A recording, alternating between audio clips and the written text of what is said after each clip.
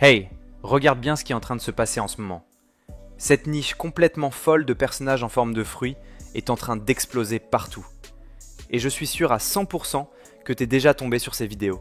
Ces mini-dramas hyper captivants où tu regardes sans même te rendre compte. Regarde ça, un compte avec à peine 3 vidéos et boum, des milliers, voire des millions de vues. C'est addictif, c'est original et surtout, ça retient les gens jusqu'à la dernière seconde. Et si je te disais que toi aussi, tu peux créer exactement le même type de contenu, en quelques minutes seulement, sans compétences techniques, sans caméra, sans rien, juste avec les bons outils. Reste bien jusqu'à la fin, parce que je vais te montrer exactement comment reproduire ça étape par étape. Alors première chose, ouvre ChatGPT.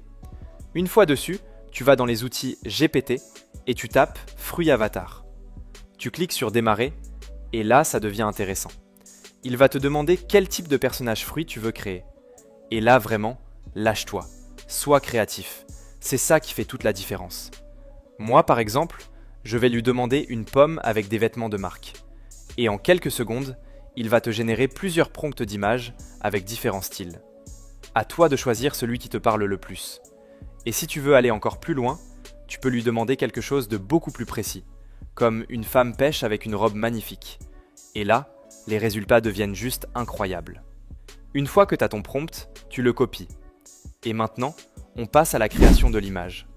Moi, comme d'hab, j'utilise FlexClip. Tu vas dans la partie IA Image, tu cliques sur Texte vers image, et pour le modèle, on utilise NanoBanana 2.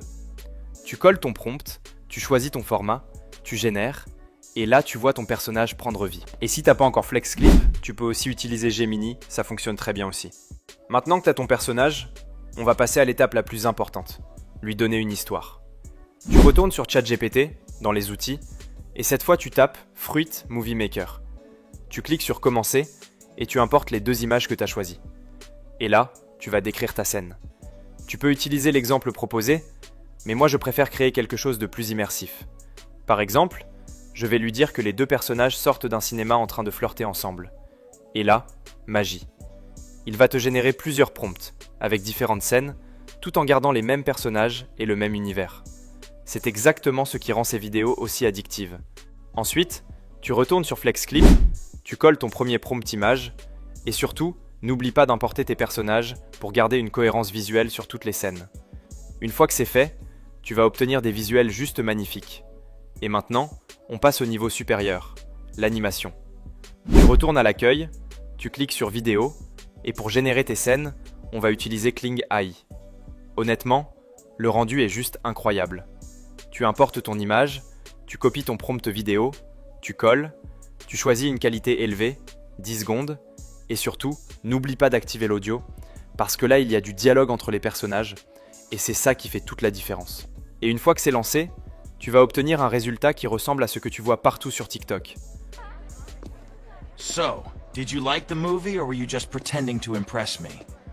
Maybe I liked something else more. Un vrai mini-film, avec de l'émotion, du storytelling, et surtout, quelque chose qui donne envie de regarder jusqu'à la fin. Et oui, là c'est en anglais, mais tu peux très facilement demander à ChatGPT de générer uniquement les dialogues en français si tu veux toucher un public francophone. Perso, j'aime bien mélanger les deux. Jusqu'au bout, abonne-toi parce que le prochain niveau est encore au-dessus. Bonne création, let's go!